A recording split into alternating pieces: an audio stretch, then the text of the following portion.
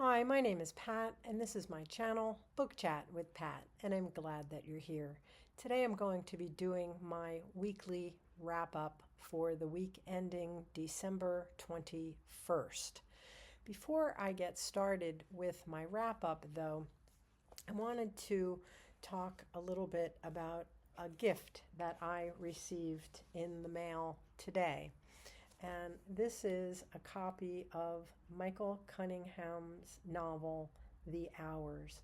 This is a gift that I received from a dear subscriber, commenter, and friend to many of us here on BookTube, Marcia J.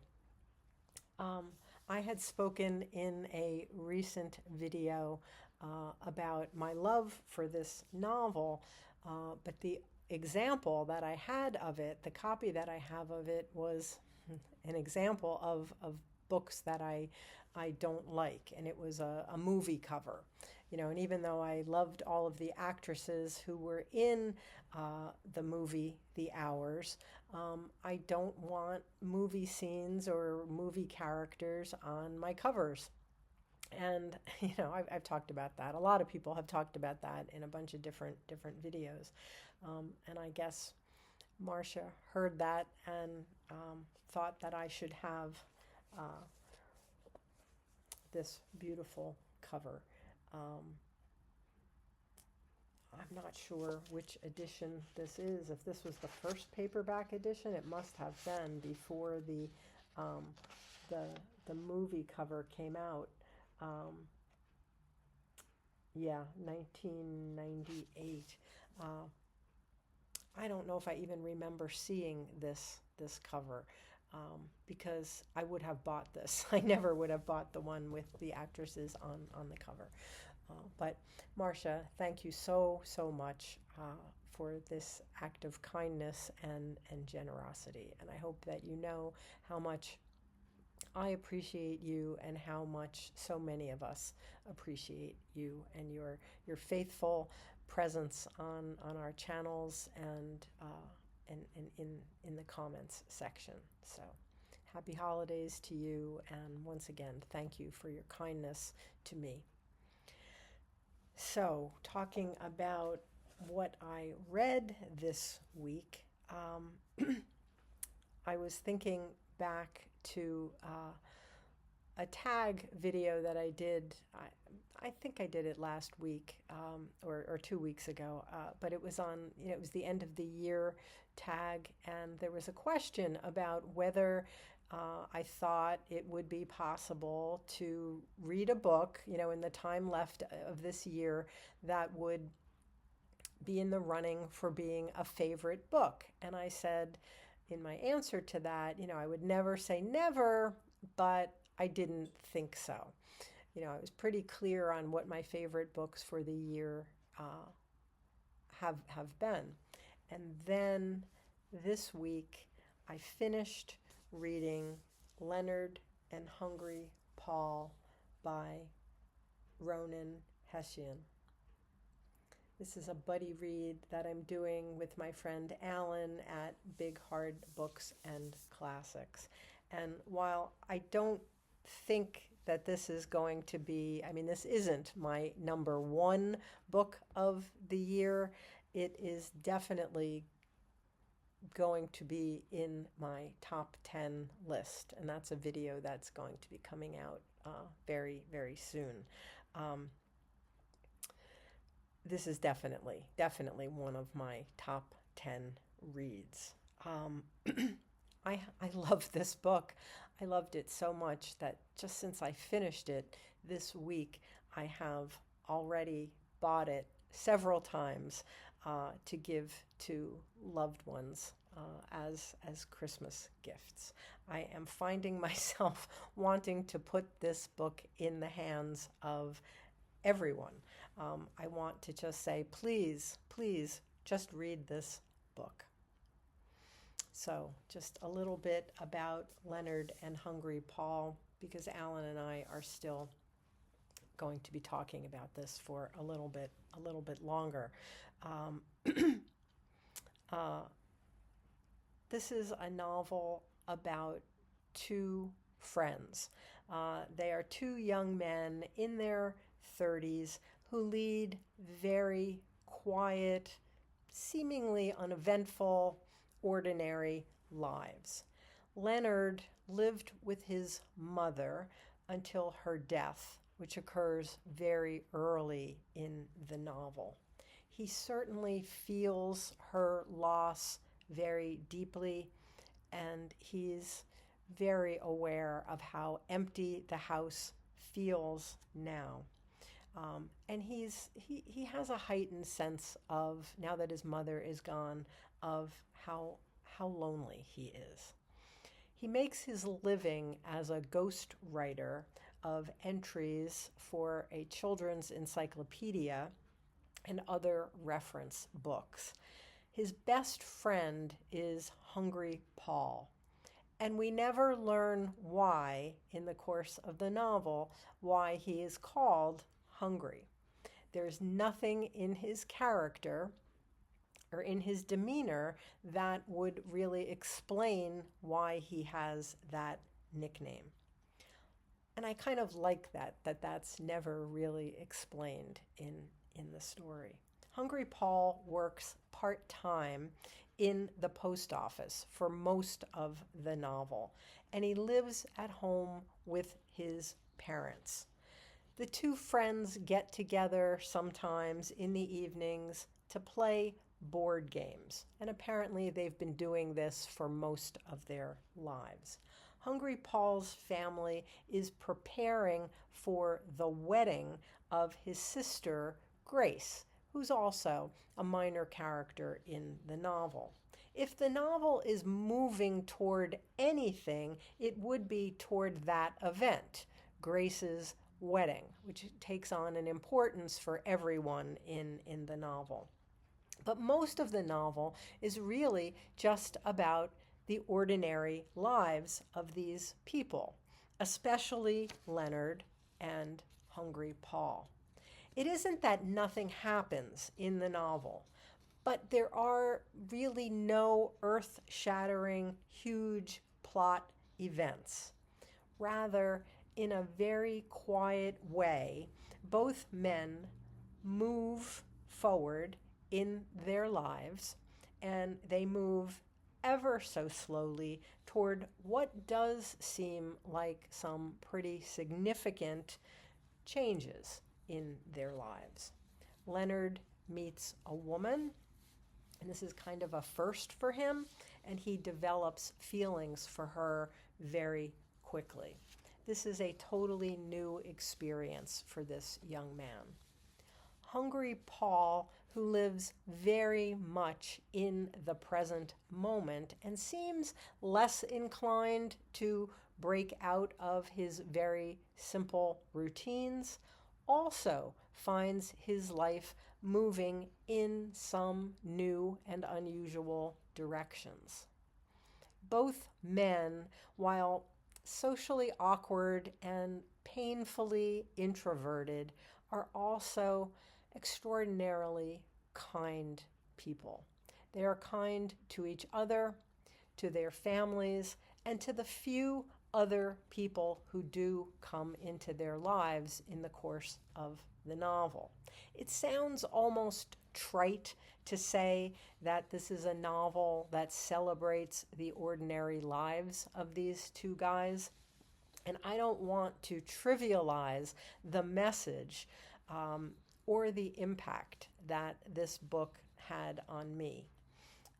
It's really funny in places with a very wry sense of humor, and it's truly heartbreaking in some other places.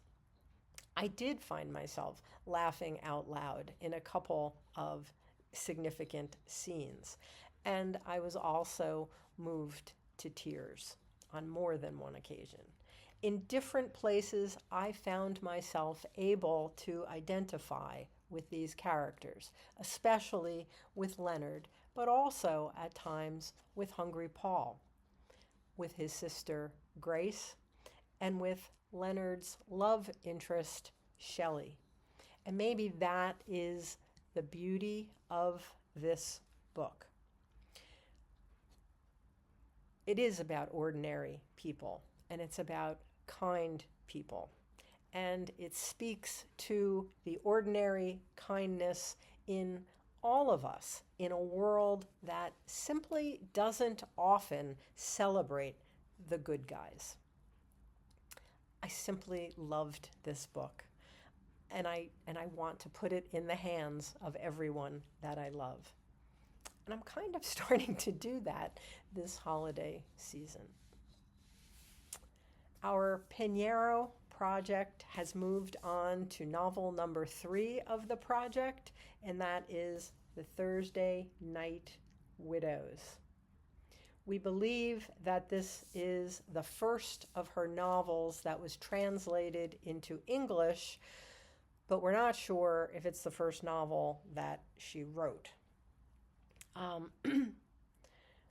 It was originally written in 2005 and then translated into English a couple years later. We are now reading her works chronologically. We're still in the middle of reading and discussing this one, so I'm going to hold off on talking about any details right now until we finish the book and finish our group discussion.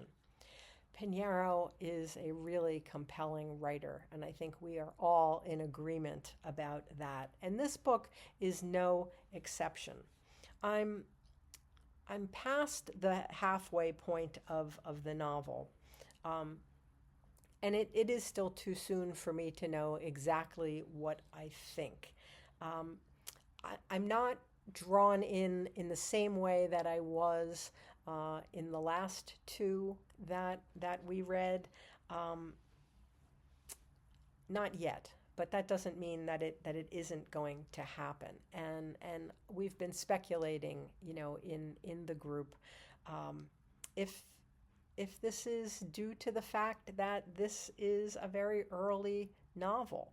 I think Time of the Flies, which we just read, her most recent book was written, we think, in 2022, and it was just translated into English this year. That's the work of a very mature writer, and this is the work of a much younger and less experienced writer.